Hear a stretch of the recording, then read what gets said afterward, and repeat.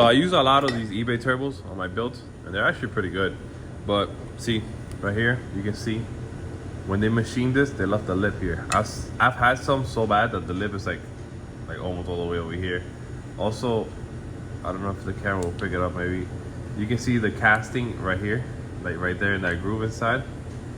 This one's not that bad, but some of them are really bad. You see like that little poop looking thing there, right there in the bottom. See, sometimes that can get really bad, and that casting will be actually loose. So as you make some booze, this gets hot, that might actually break away and fly into your intercooler. Same thing could happen in the back section. So this is the impeller. What will happen is that piece will fly and hit this impeller and make something that might not last that long, not long at all. The back section, they're usually not that bad, but either way, you see right there, has like a little piece. Down there is a little bit worse. So what I'm gonna do is I'm gonna go in there, try and smooth this out as much as I can. I don't know if this will help flow or anything, but I just do it every time to like kind of quality check it myself.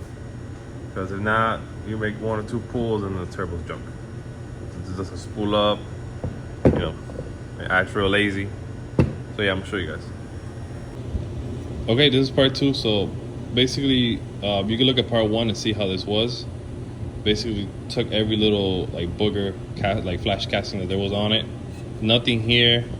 I did touch it up here as much as I could, obviously, because you know, to get the bit in there is quite difficult. And the exhaust housing, which is a 68 housing, 70 intake and 68 on the exhaust, did the same thing. Just touched that up a little bit as much as I could. Cannot go in there because it's the way it is, but yeah, this is pretty good. This will help keep this little turbine here wheel intact, because one little nick, anything like that, this is a real like tight tolerance. It will make this turbo lazy.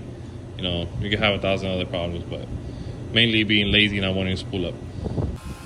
Let me know, do you guys port these turbos? Has anybody ever done that?